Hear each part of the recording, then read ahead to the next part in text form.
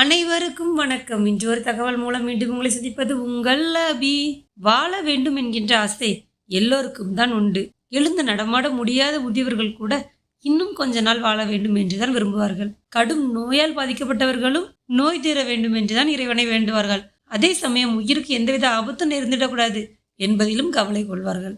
ஒவ்வொருவருக்கும் மரண பயம் வந்துவிட்டால் யாராலும் அதை தோற்கடிக்க முடியாது.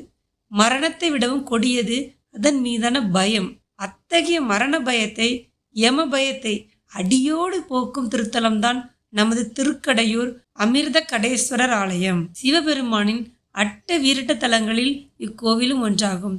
இக்கோவிலில் யமனை தன் காலால் உதைத்து சம்காரம் செய்தார் நம் சிவபெருமான். எனவே இங்கு அவர் கால சம்கார மூர்த்தியாக அருள் பாலிக்கிறார். இங்குள்ள மூலவருக்கு அமிர்த கடேஸ்வரர் என்று பெயர். அம்பிகைக்கு திருநாமம் அபிராமி ஆகும். இத்தலத்தில் உள்ள அம்மனுக்கு குங்கும அர்ச்சனை செய்து தினமும் அபிராமி அந்தாதி பாராயணம் செய்து வந்தால் அடியவர்களின் இருள் சூழ்ந்துள்ள வாழ்வில் ஒளி வீசும் என்பது மக்களின் அசையாத நம்பிக்கையாக உள்ளது. பார்க்கடலில் தோன்றிய அமிர்தம், அதாவது அந்த குடம், இங்கு சிவலிங்கமாக இருப்பதால் ஈசனுக்கு அமிர்த கடேஸ்வரர் என்று பெயர் வந்தது. பிரம்ம தேவர் இங்குள்ள ஈசனை வழிபட்டு ஞான உபதேசம் பெற்றுள்ளார். இக்கோவிலில் அமிர்த கடேஸ்வரர் மேற்கு பார்த்த வண்ணமும் அபிராமி அம்மன் மூலவரை பார்த்தபடி கிழக்கு நோக்கியும் விற்றிருப்பது சிறப்புக்குரியது. நமது மூலவருக்கு கால சம்கார மூர்த்தி அப்படின்னு ஏன் பெயர் வந்துச்சு என்பதை பார்க்கும் முன்பு இந்த வீடியோ உங்களுக்கு பிடிச்சிருந்தால் ஒரு லைக் மற்றும் சப்ஸ்கிரைப் பண்ணுங்க. முன்னொரு காலத்தில் மிருகண்டையர் விருத்தை தம்பதியின் புதல்வன் மிருகண்டு மகரிஷி, இவருக்கும் முற்கால முனிவரின் மகளான மருத்துவதிக்கும் திருமணமானது.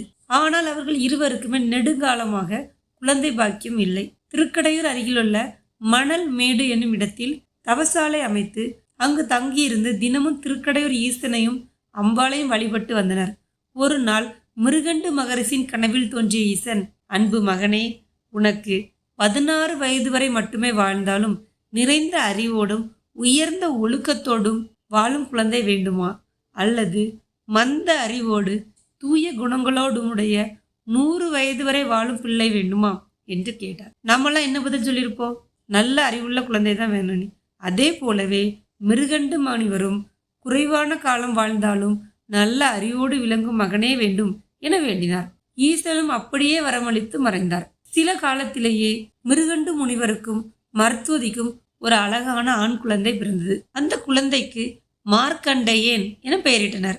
சிறு வயதிலேயே சிறந்த அறிவோடும் சிவ பக்தியோடும் நமது மார்க்கண்டேயன் வளர்ந்து வருகிறார். பல ஆண்டுகள் கடந்தது.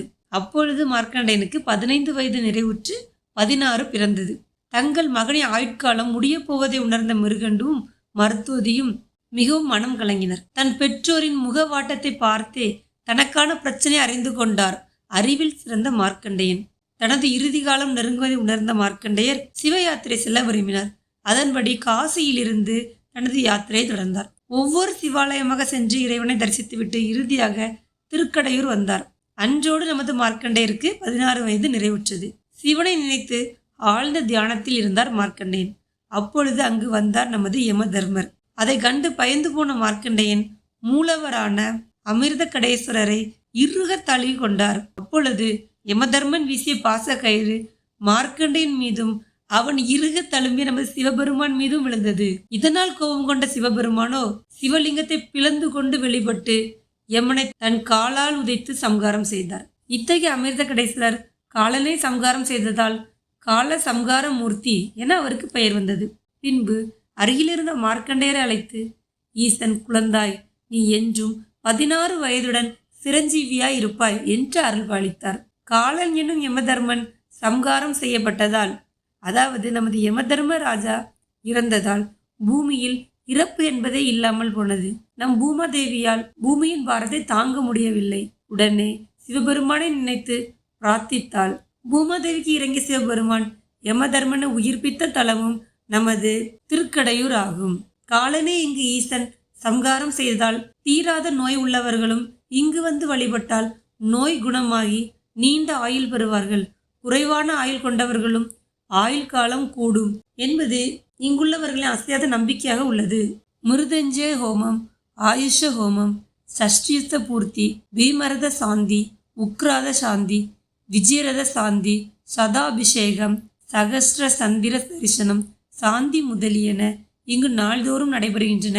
மேற்கண்ட ஹோமங்களை வேறு எந்த தலங்களில் நாம் செய்தாலும் திருக்கடையூர் ஈசனை நினைத்தே நாம் செய்ய வேண்டும். இதுவே ஒரு நீதியாக உள்ளது. திருக்கடையூர் திருத்தலம் மயிலாடுதுறையில் இருந்து காரைக்கால் செல்லும் வழியில் 18 கிலோமீட்டர் தொலைவில் உள்ளது. நாமும் இக்கோவிலில் சென்று ஈசன் அருள் பெறுவோம். நன்றி. மேலும் மற்றொரு வீடியோ மூலம் மீண்டும் உங்களை சந்திக்கும் வரை உங்களிடமிருந்து விடைபெறுவது உங்கள் அபி.